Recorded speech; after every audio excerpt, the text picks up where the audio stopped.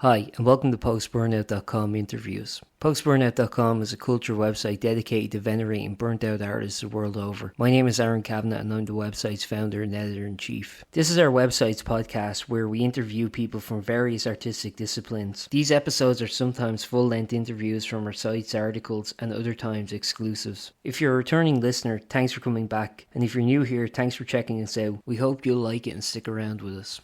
Ahead of our upcoming national tour of Ireland, which you can find dates of in the description of this episode, we talk with the New Jersey-based socialist singer-songwriter Carsie Blanton. This discussion was recorded the day she released her latest album, After the Revolution. We talk about the new record, her tour last year supporting Declan O'Rourke, American politics, the economics of being a musician, Gaza, her view of a post-capitalist world, Mark Fisher, radicalisation, the TikTok ban, the South by Southwest protests, self-releasing music, and much, much more.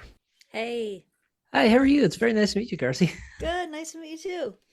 Yeah, I won't take up too much of your time. I think I'll just start off by just asking about your new record After the Revolution. I was listening to it, and it came out yesterday as we're talking, and I think it's it's a very kind of like hopeful record. I think in very dire times that we're kind of living in. It kind of envisions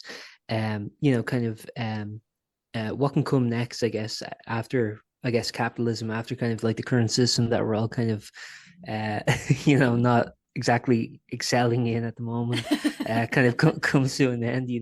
I was wondering if maybe you could kind of talk about the record. And actually, one thing I also want to point out was that if I'm correct, I think part of it was kind of or if not the entire album, at least part of it was kind of written during the COVID lockdowns or just after the COVID lockdowns. So, I think that was like a really paradigm shifting time, obviously, and I think for a lot of people it was kind of like reinventing the economic system and kind of making us reconsider like where we're going to go next. So I was wondering if maybe we could talk about it.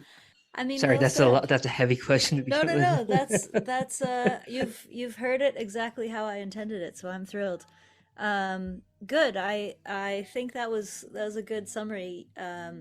Yeah, I think for me, I'm in my 30s, and I think for a lot of people in my generation, I don't know if you are, I can't really I'm tell 30, on yeah. Zoom. Yeah. I think a lot of us have felt like the last decade or so has been pretty revealing and somewhat radicalizing. For me, I think my kind of journey started when Trump got elected in 2016. So before that, I was like what you would call a liberal Democrat here. And then I kind of I got quite shocked by that, as I think many people did. And I was like, wait, I thought America was this like lovely liberal democracy. And then this guy shows up. And so it kind of got me on this journey of, reading political theory and sort of learning a bit more about history and made me a revolutionary. So yes, Yeah. I am interested in a post-capitalist world, and I'm a socialist and an activist as well, an organizer.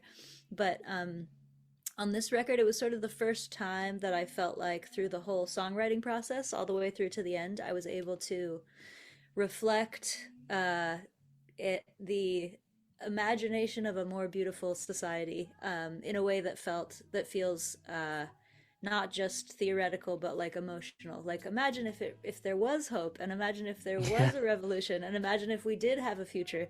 Because I think again for many in our generation, it's such a terrifying time that we sort of become nihilists and lose all hope and stop trying to imagine a way out. And I think that's certainly the death knell of our entire species if we do that. So, Yeah. so I'm Uh, looking for a way to give people a chance to imagine something else because I think that's sort of the first step. yeah, I think kind of like when I was looking back to like when I was like a teenager, sort of like people were still kind of like the kind of default position, I guess, for people politically was sort of kind of milquetoast liberal. Where Yeah. now I kind of feel like people are getting radicalized in a way, and in some ways really good. I mean, you see people kind of going further left and really kind of critiquing um their kind of country's history, the kind of economic system, things like colonialism, things like racism, things like misogyny and homophobia, transphobia, and these kind of like really, really important Yeah. issues. And I think that's like really great. But I think the unfortunate side is you see people kind of getting dragged to the far right. You see people kind of like they have a lot. I think they have a lot of same concerns that most people have, but they're just like it's just very misguided in terms of Yeah, like of trying to like come to a reason why everyone feels miserable nowadays. I think what's very interesting now is that I think they kind of like sort of milquetoast kind of like liberal conservative divide that most of us have kind of like lived through for our lives. Like I don't think that's going to satiate people anymore. I think like I agree. people have to get kind of more radical, you know? I agree, and I think, well, historically, and there's like various theories about this. I think starting even with Marx, but Yeah, when capitalism is in crisis is when you get the rise of both the left and the right. Because when things are going well, like in economic boom times, historically, people are like, well, I guess capitalism won and liberal yeah, democracy works great and everyone's happy. And then as things start to decline, and especially like in the US, we have like a real problem with like our infrastructure crumbling. We have very little welfare. You yeah, know, we don't have as much public services as you guys do. So like when things are bad economically, you see a lot of homeless people. You see a lot of people overdosing. It's like you can see the crumbling all around you, yeah, and so I think that people are reacting to that rightly with shock and a feeling that what we've been doing isn't working anymore. But depending on the information available to you, either drives you to the left or to the right. So we're getting yeah, this really extreme divide, as we have often in history, and it happened. It's happened many times, but it happened about 100 years ago as well in the yeah, U.S. and in Europe, yeah, as you yeah. know. Uh, Why? What so happened? No, I'm joking. really, well, see, that's what I love about Ireland. You guys have a revolutionary history and a history of anti-colonialism, which is still feels present to you, which I think is so, like, to me it's like taking a break. It's like I'm stuck in this weird alternate universe where nobody knows what imperialism is and everyone thinks capitalism is a great idea, and then I go over there and it's like, oh, I can breathe for a couple weeks. um yeah, and actually the other development, which is absolutely horrifying but is also causing an interesting cultural shift, is what's happening in Gaza. Is kind of Yep. forcing people to understand that it's not just your own country that is affected by the policies of the American government. So a lot of young people here are now becoming interested in imperialism, which is, hopefully that goes somewhere. Like we've had, for most young people, there's not been a lot of interest in that. Um, and suddenly they're like, well, what is imperialism? What is colonialism? What does it mean to be occupied? Um, and so, even though, as you can see, our government has not responded much to that, there's a huge cultural shift happening here in the States among young people, where like they're being driven into the streets in large numbers to try and defend this small country across the world, which is quite beautiful. Like that's kind Yeah. of the one hopeful element of the last few months for me. Actually, one thing I really like about the kind of the strident kind of Gaza solidarity with the Palestinian people is that recently, like, because again, this is like my outsider perspective looking at American politics from the outside, but it seemed to me that like the kind of Bernie Sanders campaign of 2016 and 2020 was real, was sort of I think a real shift in terms of like socialism being discussed in American politics, because I think again, this is just my understanding of American politics as an outsider, but it seemed like ever since kind of like the McCarthyism, Red Scare era of like the 50s and 60s, socialism, communism, these kind of like labels were just like verbatim bad. Like, you know what I mean? It was Yeah, just like unquestioning. And I think like, Bernie kind of like really shifted that conversation to where you could actually identify as a socialist and not be, an evil person. But one thing that kind of gives me a lot of hope about the future of socialism is that when Bernie, I think, kind of like has been very underwhelming in his response to the Gaza crisis and not calling it a genocide and issues yeah, like this. And people who are supportive, people who are kind of even radicalized by him, are actually calling him out on it and saying like, no, this is yeah, unacceptable. And it's kind of reminding me. I remember when I was a teenager, the kind of radical again from American politics, kind of outside the kind of democratic Republican shift at the time was like libertarianism with like the Ron Paul movement, and then when yeah. Ron Paul kind of went away, interest in libertarianism kind of went away. But now it seems like socialism is persisting beyond Bernie, I think, which is It is very is. hopeful.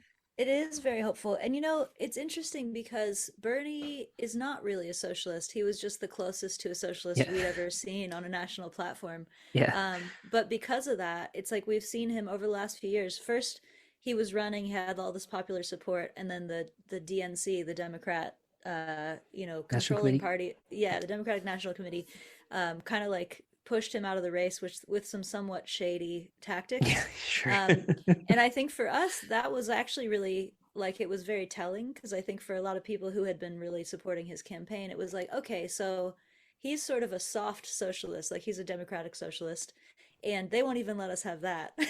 Yeah, So, yeah, so in a way, that too was radicalizing. It was like, well, then what is socialism actually, and like, what is it that's so threatening to the political establishment about this idea? And like, it takes a quick Google for you to find out like it's not that scary of an idea, you yeah. know.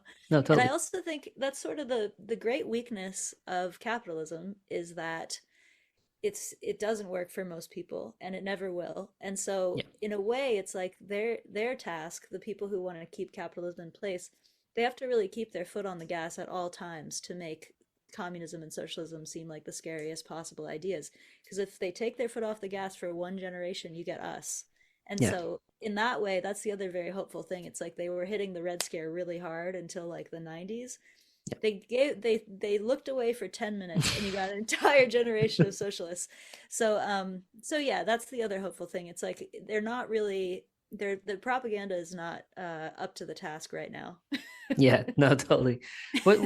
I'm really interested because I kind of like look at it and I kind of think like, what is the future of kind of like Republican Democrat in the US? Because like as we were kind of mentioning, I mean, I think it's not satiating the young people either of those parties. Like, again, whether people are kind of going further right or further left, I mean, like these parties aren't going to sustain, it seems, and.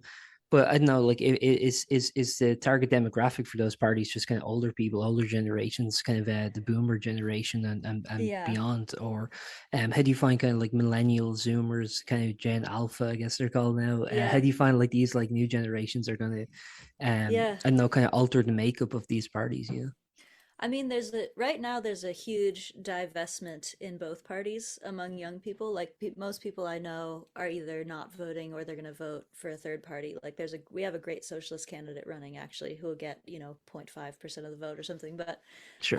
and like won't have it, because we have a two-party system.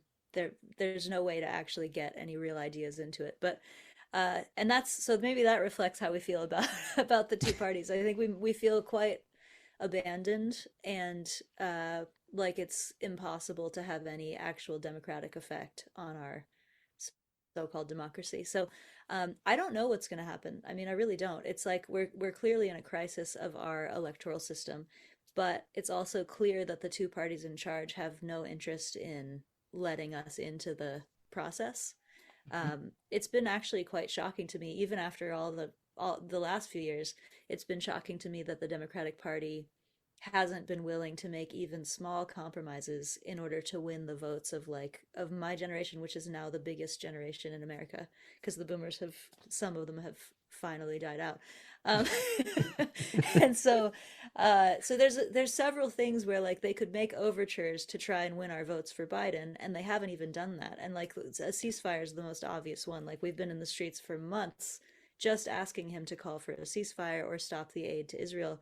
He absolutely won't do it. And like literally he can't have a campaign event without people breaking in and yelling at him about Gaza. So like Yeah. he understands what we want and he's not interested in it, or at least they've made some calculation that they don't need the vote of my entire generation, which I'm pretty sure is not correct. So I think what we're looking at is another Trump election, unfortunately, Yeah. in response to that. But there's no one to blame but the Democratic Party. Like this is their election to lose, and they're going to lose it. Yeah. And actually, I think like if I'm correct, and this is kind of going based on Trump's rhetoric from his initial campaign, I actually don't, I haven't heard anything really from this kind of like current campaign from Trump's camp really. It's just not hitting the news over here, I guess. But like Trump's position back then, at least, was he was a Zionist, he's pro-Israel, kind of the Yeah. typical situation of Israel's our greatest ally in the Middle East. I don't know what if his position has changed on that or what it's going to be, but it just seems like if that's the perspective of just wanting to stop the kind of genocide and the funding, and like you know, it's harrowing if I was like an American taxpayer to know that that's where my money was going. Yeah. I think like I wonder like there's no like there's no other way if that's your major concern to kind of feel satiated by any of the candidates, you know? No, I mean, they're giving us nothing. And it has Yeah, driven a lot of people into the streets who have never been in the streets before. And so, yeah, and again, like not that it's, I mean, I say not that it's working. That's not true. It's working in some ways. Like they're calling for a UN resolution for a ceasefire, even though they've shut down the last three. yeah. They meaning like the Biden administration. Hmm. And so you can see that they're feeling the pressure, but it doesn't, yeah, it's not resulting in any real policy so far. So yeah, that's true. I think it's like the result is divestment in the electoral system so far, and I don't know if that'll change before November. It's hard for me to imagine how it will. Yeah, But there is a, you know, I don't know. I don't know how we're gonna get out of this mess. Like yeah. we have a very poor excuse for a democracy right now. So it's quite difficult to make our wishes uh, result in any policy change in on any level. Like it's not even just Gaza. It's like Biden ran on forgiving student loans. He hasn't done that. Mhm. And their excuse is always like, oh, Congress is impossible to whatever. But there's plenty that he could do that he's not willing to do. And it's not clear to me what the actual holdup is, Yeah. except that they're so bought, you know, they're sort of bought and sold by rich people at this point. So that's probably the holdup.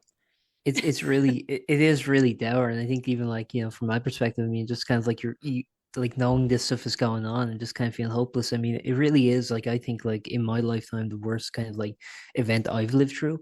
I Yeah, mean, it really is kind of like kind of like because we always think back like, oh, people during like World War II and knowing the Holocaust was going on, why didn't they do anything? It's like you kind of I guess I kind of feel as close to that kind of what that must have been like as I've ever done. And it's absolutely yeah, like miserable. It's like, I don't know, and you can, send aid and donate, and I think people should, but it's like it's just so harrowing and kind of like, it also has that thing. I remember like when I was in history class learning about the Vietnam War and people saying that like, it was the first war that was like televised and how that kind of like swayed public opinion. And public opinion, I think, is very much swayed, at least for a ceasefire. yeah, You can talk about kind of like what comes after, like, people are still kind of pushing for a two-state solution. People are kind of like talking about how do we change this dynamic. I mean, I don't know, but like I think like an immediate ceasefire is obviously like crucial. It's yeah, like, just to stop people dying. But obviously yeah. that it feels it's just horrible. It's just really harrowing to think about. It is. It's devastating, and it is devastating. And I think just not to get bogged down in the devastation, that I do want to say, like the larger political project here, and obviously it's never worth, thousands of children's lives, and that should never be happening. But looking at the larger cultural effect, I think that what we're seeing is people assessing the cost of having like a dominant warlike empire dictating the lives of everyone on the planet, which is what we have here. um, and so I think that in a way it's like it's causing this great shift in awareness, and my only hope is that that translates into the people who are in the streets now becoming organized, because that's literally our only hope. Yeah. No, I think that is the kind of like positive silver lining of it all, is that people do seem to be kind of like waking up and kind of like getting active and kind of thinking about kind of the world around them. I think you see things like that actually with kind of movements like Black Lives Matter and the Me Yeah, Too movement as well. I remember those like were really kind of like really big, kind of like paradigm shifting, like what's going on? You know what I mean? So yeah, I think that is one good thing, is that I think like the youth of today is a lot less politically apathetic than like yeah, my kind of youth was, like, because yeah, I kind of I was a teenager during like the Obama years, and I remember just being like, no one really talked about, but it was just like, without white without noise. thinking, without consideration, everyone's like, oh, he's a good guy. No one thought. Yeah, And actually I just came off like the Bush years, and because I was yeah, a kid during like the George Bush years, and I remember like everyone's like, well, there will never be a president's best. yeah. I know. It's like cute now, isn't it? Yeah, It's so antiquated. yeah, but I think I I think mean, also like that was the interesting thing too, was seeing like historical revisionism in real time. Because during the Trump years, then people were like, "Oh yeah, Bush was great," yeah, I know. just like totally cleansing his image. Yeah. The one other thing I'll add is like for the people organizing for Palestine in the US, of which there really are millions, like it's quite a Yeah. large movement. I don't know if it's hitting your Oh feed yeah, or if it's totally. hitting your news over there, but for us, seeing the Irish movement and the like very broad Irish consensus and solidarity with Palestine has been very like invigorating. So I Hmm. just want to say like the fact it's like the things that we do are not unseen, and they do have an impact even if it's a small one. And I think like collective action and solidarity are still our only tool. Like that's all we have to get us into the future.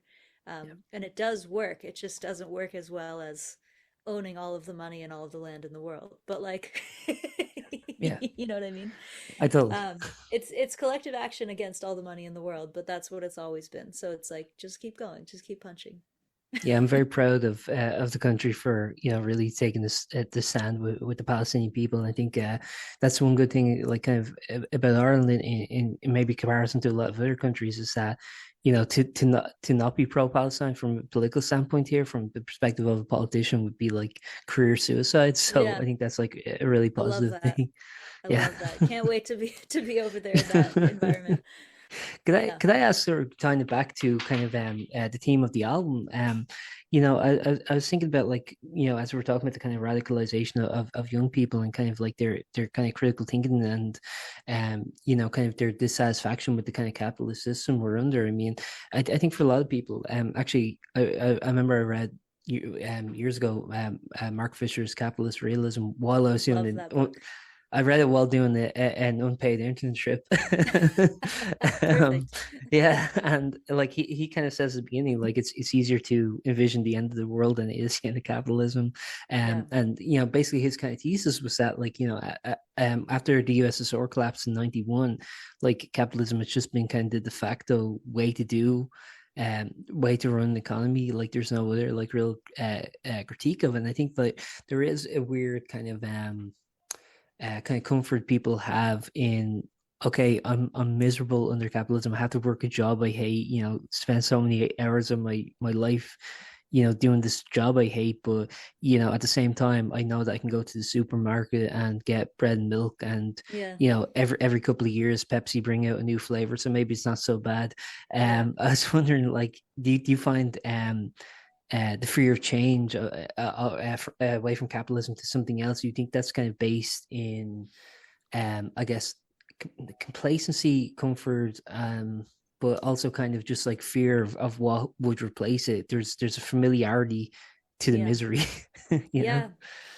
I mean, yeah, I also love the book Capitalist Realism. Yeah, And I think it's got some great notes about how it works. There's, the cultural inertia is strong. yeah, So I think it's a combination of all those feelings. It's like a lot of it is confusion and ignorance. Like people don't understand that the way life works is dictated by choices, by political choices. Not like our personal political choices, but like the choices of history, the choices of the people in power. And so, the fact that our day to day lives go like this is because people have decided for them to go like that. And even stuff like climate change, like I heard I forget the name of his book. I was listening to a podcast recently, and the guy was pointing out talking about climate change and saying like what's important to remember about climate change is it's not happening to us, it is being done to us. yeah, um, and I think that kind of consciousness is a little hard to come by, but I think it's becoming a little bit, it's like people, it is becoming a little bit more common for people to understand, like it's not that we can't fix climate change, it's that the oil companies dictate our entire political structure. And so yeah, I think it's a combination of things, but I think like with this album in my tiny way, the yeah, song After the Revolution was actually influenced partly by that book, Capitalist Realism, because it became clear to me that being able to imagine and articulate a future beyond capitalism is actually part of the political project. Like, if we can't articulate it, then we can't give people a reason to fight for it. So it's very difficult to be anti-capitalist if you don't understand what socialism is, yeah. or what the future could be without capitalism. So even just saying after the revolution we'll have a better life, it's like my little way of being like, okay, I know how it looks, but just take a moment and imagine that you could have a different life. Yeah, Because it really is the first step. It's like, nobody's going to become involved in politics because, I mean, actually, a lot of people will become involved in politics because they're just scared of Trump or whatever. But like, that's a very short term yeah, engagement. And I think for a longer term engagement, we have to understand that we can build something else and something better. So that's what yeah. I'm interested in right now as an artist, I guess, is just like giving people the feeling of that, you know? I think the kind of shallowness of kind of just like anti-Trumpian kind of liberalism was sort of shown when Biden got elected for his first term, and people, there was like a lot of like discourse online of people being like, oh, it's nice not to have to care about politics anymore. It's like, what, I think it is kind of like, as you were saying, like I think also that's another huge impact of like kind of young people is seeing them kind of like eschewing green capitalism, and kind of capitalism which kind of purports to be kind of like environmentally conscious, but it kind of puts all the responsibility on the individual, rather Yeah. than actually challenging the institutions, which are really like destroying the ozone layer. Yeah. It's just it's a hard it's it. But again, I think like you can't really do that anymore. I think people are just too like aware of it. They're too woke, dare I say? Yeah. Yeah. No, it's true and it's lovely. I mean, that's been an amazing thing. Like I'm on TikTok and I do actually enjoy using TikTok because I'm kind of in the little left zillennial Yeah, TikTok biosphere. And so there's constant videos about like, oh, when politicians say this or when a corporation says like buy this phone case, it'll help the oceans or whatever. Like there's a lot of critique of that kind of salesmanship now, which is like lovely to see because that's been quite dominant for most of my life. Like so I'm older than you. I left home in like 2002 and moved to the West Coast, lived in this like kind of hippie punk musician house in Eugene, Oregon. And like what all I remember, like a lot of what I remember politically from that period was just people like, oh, bring your own water bottle, make sure you don't get a plastic bag at the grocery store. Like that was our yeah. version of politics in the early 2000s. And we have really moved the window since then, the Overton window. So that's quite encouraging as well. Yeah, no, absolutely. I do think like the kind of we're just in an interesting period where we're seeing the kind of old guard kind of change, and I just don't think they're really, I just don't think they're really ready for like the generation of today, and I think that's really great. I also Yeah, wonder, they don't know what's hitting them. I mean, I think come November, I think there's going to be a lot of shock in this country about how young people have responded to the choices before us. So I just hope that the political establishment, absorbs that shock and tries to like do anything ever again. But it might not. They might not. yeah, They honestly might not. It could be that Trump comes in November and that's the last American president, honestly. Like that's one of the possibilities on the table. I guess we'll see. Yeah, I guess we'll find out. Sorry, um, what were you going to say? yeah, no, I don't know. I just think that kind of like, as I was saying, that kind of like old guard kind of changing. I think it's like it's really nice, and it's really refreshing to kind of see that the kind of old modes of propaganda really aren't working. Because like even like say something like before there was a critique of say Israel, for example, not to bring it back, but like a lot of that was just, kind of like dissuaded by saying, oh well, that's kind of like anti-Semitism. There's a conflation of Judaism and Yeah. Zionism, which are obviously two different things. I think I wonder now if because you were mentioning TikTok, like the kind of TikTok ban. There's been discussion that TikTok has been kind of like kind of waking people up to the horrors of what's happening in Gaza, Yeah. and it is kind of like radicalizing a lot of kids in other regards, as you were kind of mentioning. Do you find? I just wanted to kind of get your perspective on TikTok as kind of like I guess a revolutionary platform, and Yeah. what's your perspective on the kind of proposed ban of it? I mean, it's pretty transparent to me that they're looking to it's the irony, I guess, of the TikTok ban is that the political cover for it is, well, the Chinese are crazy communists and they do state censorship. So they Yeah, can't own this platform. And literally what they want is not to ban the platform. They want an American corporation to buy it because they want our own state's censorship. Like we want control of the American narrative. Yeah. I don't know if they'd be taking down videos about Palestine or whatever, but I think what's clear is that our political establishment feels that they're losing control of the youth, and they want a little more of a tight leash. So, so yeah, I think it's absolutely a political decision. I also think we're in American politics. Politicians are quite comfortable with American corporations doing anything they want to any American citizens or any citizens of any other country. Like American corporations are allowed to do anything they want. And so if they own TikTok, it's sort of like, well, what's the worst that can happen? Like if it's an American billionaire, they can do whatever they want and that's fine, as long as it's not Yeah. communist China. Yeah. Uh, so so yeah, it's quite silly, really. Like it's a transparent power grab, I would say.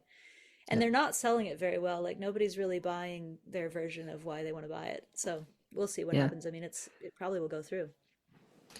It's yeah, I mean that's like the sad kind of like reality of it, I guess. But again, like they always bring it back to that silver lining. The fact that people are aware of it, I think, is like still hopeful, regardless of what actually happens. One thing I wanted to talk to you about was kind of self-releasing music. I mean, you've been self-releasing music now for almost 20 years, and I was wondering, like in that time, how do you think things have changed? Because obviously now we're kind of like living in a kind of digital era, and supposedly like it's a lot easier. Well, it is a lot easier now to just kind of like upload something to like a distributor and have it kind of globally available within like a couple of days. Yeah, I was wondering from your perspective. I mean, how do you think kind of being a DIY musician has kind of like changed in your lifetime? I mean, I used to be a lot more focused on trying not to be a DIY musician. Like, I used to really want a record deal. Yeah. And I just happened to kind of start my career as the old music industry was collapsing, like 2007-ish, 2007 or 8. So it was Hmm. like the labels still existed, but they were kind of hemorrhaging money because of streaming and downloading. And that's when I came on the scene. So it was already like they didn't have quite as much money to splash around already. So it was a Yeah. bit Yeah. harder to get a record deal. And then over the last 15, 20 years, what I've watched is that labels are folding, they're getting bought by larger labels, and artists are kind of pretty low on the list of people to take care of in that model. So a lot of my friends who are on labels are quite unhappy with their labels, have gotten dropped, they've gotten their albums not released because there isn't money to do the big ad campaigns and stuff like that. Um, so in a way, being a DIY musician has gotten better and better because I'm sort of on the same playing field as everyone else who's on a label, only I have the advantage that I can release whatever I want whenever I want, and I can say, Free Palestine on October 12th or whatever, and nobody can take away my source of income. Yeah. So, which did happen to quite a few artists got dropped by their labels or their records didn't get released, stuff like that. So, all that is just to say that, like, with social media being the main driver of how people find music, um, in a way, it has been democratizing because it's if I can write a song that people find important and want to share, then I'm just as likely to go viral as like, somebody on a major label. Maybe not as Taylor Swift who has 20 million followers or whatever, Yeah. but just as likely as somebody who got a record deal. It used to be more like you really needed a corporation to back you in order to get the kind of press that would mean people would see your record and buy it, or to get radio play or whatever.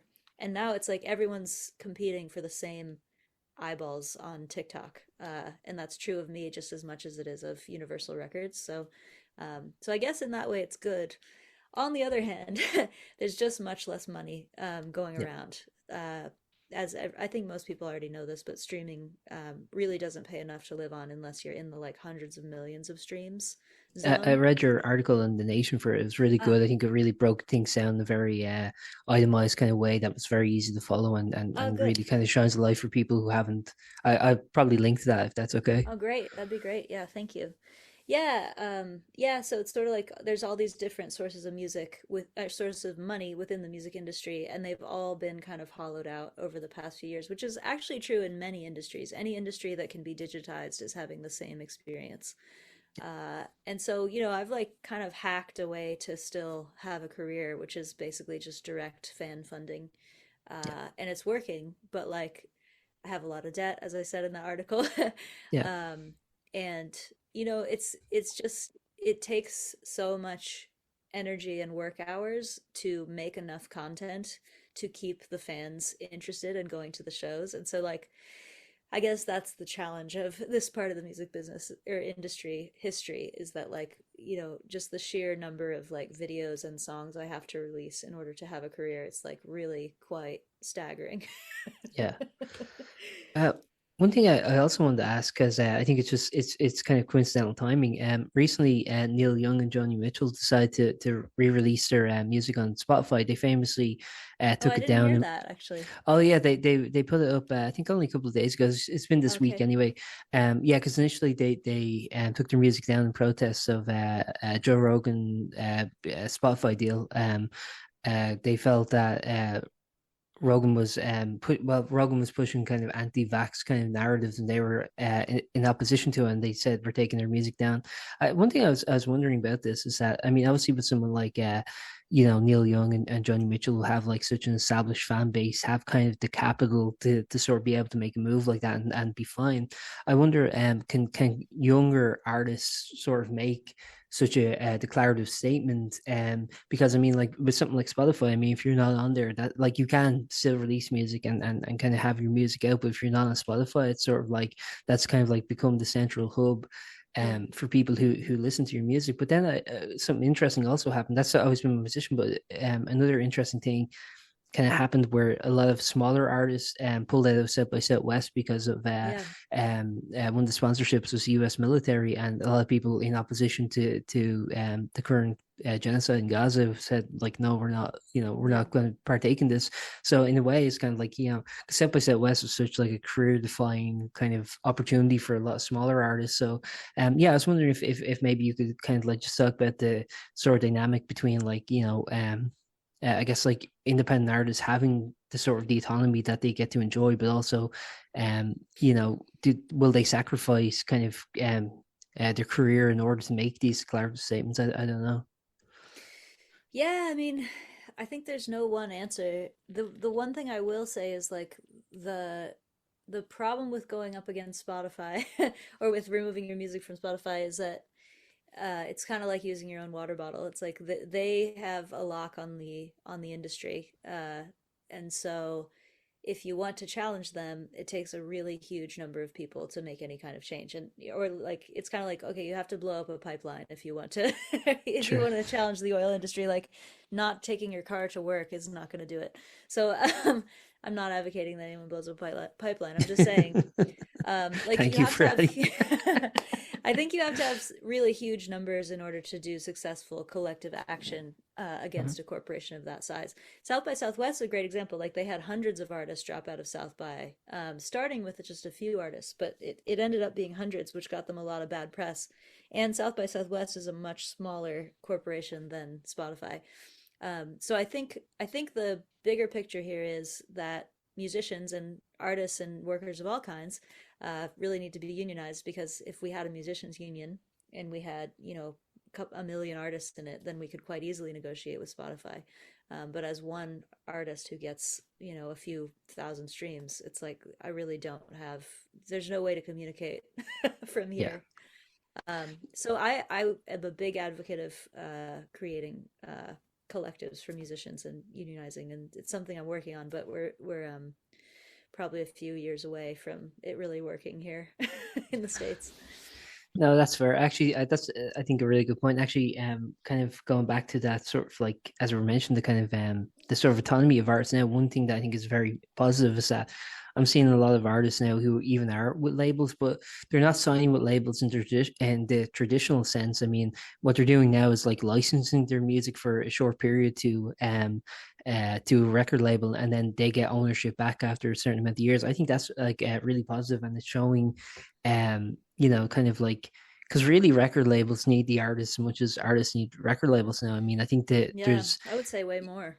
yeah, I think there's a lot more balance in the situation than there used to be. I mean, obviously, like like artists in like in the 90s, even, like, their whole purpose for signing with majors was just for distribution, so they could have, their records everywhere. But now, I don't know, I think like you can get your kind of music everywhere, and I think it's adding that kind of like new dynamic. So I think Yeah, like there's a lot of stuff to be very I don't know, happy about if you're a musician. But yeah, again, like the music you get obviously from streaming is like so small that you do have to kind of rely on something like Bandcamp, yeah, or as you do, like Patreon, or kind of other sources of revenue. But yeah, or like, and as you were mentioning actually in that article, like, even like, merchandise was always the biggest one. But like, that's obviously kind of a continuing thing. You have to pay for new merchandise to sell yeah, the merchandise. And yeah. now venues are like taking merch cuts, which I think is like really disgusting. Insane. I know, it's Yeah. awful. Well, the way I would describe it is like because of people finding their music online, it's a very exciting time creatively because musicians can release anything they want anytime they want, essentially. And it's a very harrowing time financially.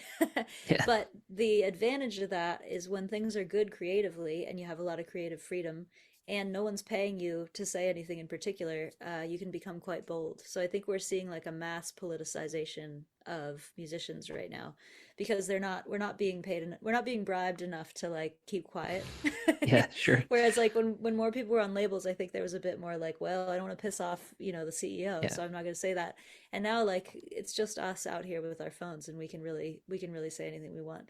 So, and I think that is again brings it back to the TikTok ban. Like that's why TikTok is in question right now. The other thing, and I am not a conspiracy theorist, I'm a fact-based person, but I will share my one conspiracy theory, which I don't think is that far-fetched, which is that I don't know if you followed Universal Records was in negotiations with TikTok just last Hmm. month Yep. about licensing music.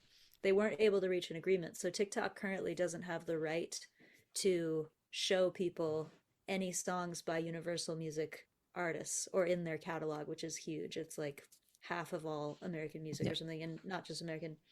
Uh, and I think that part They- of They're massive over here too. yeah, yeah. I think They're part one. of No, they're one of the why biggest. Like, I think here. Yeah. yeah. So Sorry. I wonder if Universal has been sort of putting their thumb on the scale in Congress for banning TikTok because if it was an American company, I'm sure they would negotiate with Universal. Um, so it's just part of the process. It's like there's a democratizing technology like social media, and then there's a ruling class technology to fight it. So we're seeing the dialectics play out in real time here. I think TikTok might be taken back by the ruling class pretty quick. It's a very fascinating time to be alive. I mean, Yeah. whatever you think of the modern day, it's definitely not boring. No, I know. And you know what? When I was growing up, like as I was hitting my teen years, like in the late 90s, you remember like the Radiohead album? I think it's on OK Computer where he says, I wish it was the 60s, I wish it could be happy, and I wish something would happen. I remember like really hardcore relating to that, and like I do not relate to that anymore. Like it'd be nice if a few less things happened for a minute. Um, I really want to plug just before we go. I really want to plug your shows here. You're kind of playing everywhere. You're playing. It starts April 4th. You're Irish, sir. Yeah. Playing Waterford, Clonmel, Dundalk, Limerick, Cork, Ballincollig, Clonakilty, Galway, Kilkenny, and Dublin. This year, you're coming back for the first time since last year when you did Sport Declan O'Rourke. Obviously, on that tour, you're playing kind of like big theaters. This time, it's more kind of intimate venues.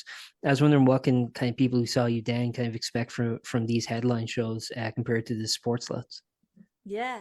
Well, there's a few things. I'm quite excited about this tour actually, because I came over solo supporting Declan O'Rourke, doing like a 30-minute set at the beginning of his shows.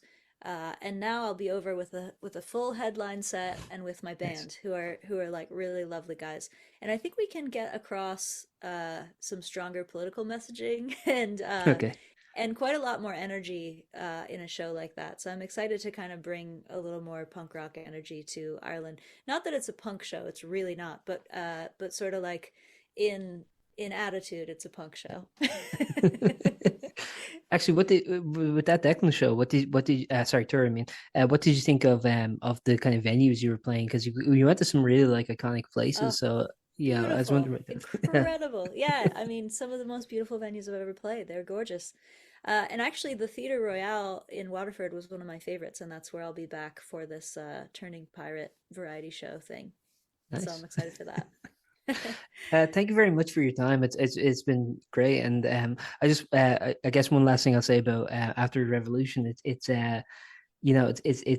obviously, I mean, like, kind of sort of Marxism, and kind of like from the beginning kind of eschewed kind of like romantic ideals of how the world operates, and kind of like was more concerned with the kind of material reality of how we live.